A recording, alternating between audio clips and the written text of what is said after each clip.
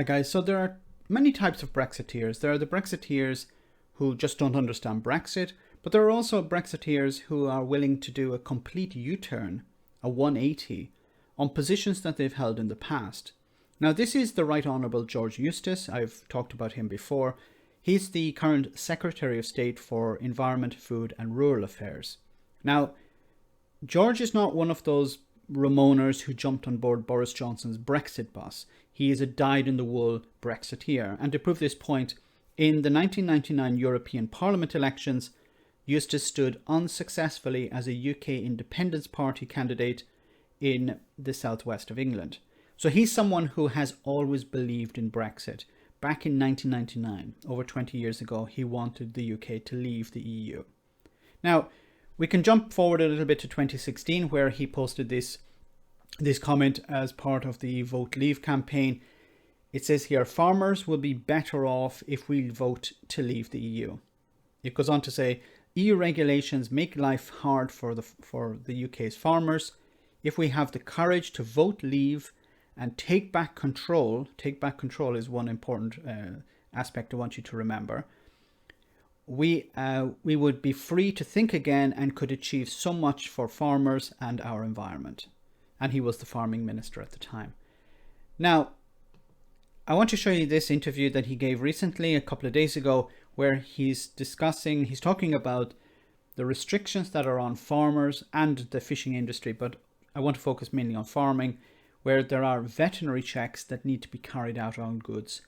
And he's, well, suggesting something interesting. And it is true that something is left even when you get it working well, which of course there is new administration required. There are new costs to getting those export health certificates. It does create some friction at the border and sometimes slow down the flow of goods. So what we want to do, and we're very open to do this, we've been clear with the EU all along, is then start to work on a veterinary partnership agreement with the European Union. So a veterinary partnership agreement with the European Union. So I thought that George was saying that we need to leave in order to take back control. But at the moment, you're not in control because the goods are being stopped at the border. They don't have the right paperwork. You actually have to complete this paperwork in order to sell it into the EU, which wasn't necessary before. But because of Brexit, it's now necessary because the UK is a third country. So how is that taking back control if somebody else is in control? If they control the flow of goods out of the UK? But also the idea of veterinary partnership agreement. So you want the EU and the UK to sit down and agree some sort of new veterinary requirements.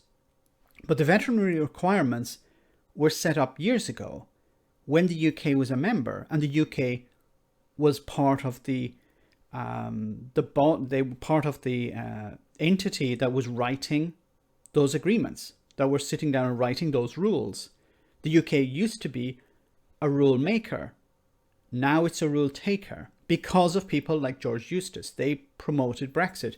As we see, he was a Brexiteer for a long time, and he was part of the Vote Leave campaign, or Vote Leave used his speech with his permission, of course. So how can it be taking back control if the EU are in control and you want to sit down with them to agree new rules? Through the specialised committee established under the free trade agreement we have, so that we can try and get some easements to make sure goods can flow more smoothly and improve the forms. So we can get things to move quickly. Okay, who is in control here? Is it the UK or the EU? That's what I'd like to ask George. Obviously, the EU is in charge because they have all the control. They decide where the goods go. They decide the paperwork. Now, let's take a step back and say, okay, let's say that the EU agree to meet with George Eustice to create some sort of new partnership. Why would the EU do that? In what way would this benefit the EU? Because if you want the EU to move, if you want them to change something, because these are rules that they have written, a long time ago, many years ago, they created these rules, and you want them to change the rules to benefit you. How does the EU benefit from this? Now, I know Brexiteers will probably say, well, it'll benefit the EU because we'll be able to export more things that they want. But that's not how the EU works. And also, if they change the rules for you, then other third countries will say, well, how come you're changing the rules for them? You must change them also for us. Why would the EU want to do that? Why would they want to upset the apple cart? Because George Eustice demands it? Because George Eustice wants it? If I were the EU, I would demand, this would be terrible, but I would do it. I would say, yes, George Eustice, we will change the rules, but you have to denounce Brexit first. You have to go on TV and say, look, Brexit was a mess. It was a disaster. It was the wrong approach. Now EU, can you change some of the rules? And then I'd probably say, yeah, okay, we might change some of the rules now. But I know that's not going to happen. It would be a stupid thing to do. But just to, rub the nose of George Eustice, who has lied to the public for years, just rub his nose in it and then eventually help the British people. Because George Eustice is going to be fine. As I've said before, Boris Johnson, Jacob Rees-Mogg, Nigel Farage, George Eustice are not suffering here. British businesses are suffering. British exporters are suffering. They want these things fixed. Unfortunately, I don't see them getting fixed anytime soon. There's no reason here. Just think about it. Let's separate Brexit mentality and Brexit rhetoric for a moment. What benefit is there for the EU in changing its rules? The furthest we could go with that, the most generous we could say is, well, it would help EU businesses import from the UK. But the reality is that many businesses in the EU who are facing these problems have already changed their suppliers.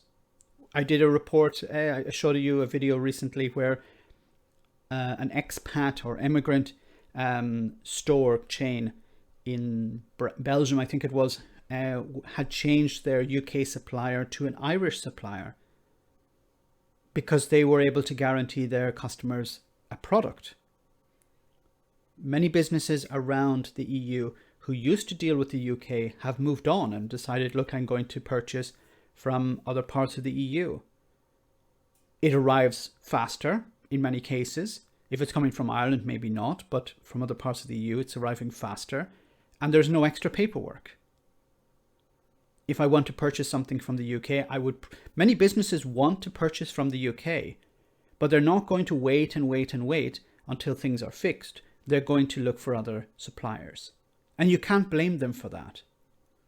George Eustice is trying to sort out these problems, but he's denying the fact that the reality that Brexit is the problem here. These problems could be resolved very quickly if the UK was a member of the single market and the customs union.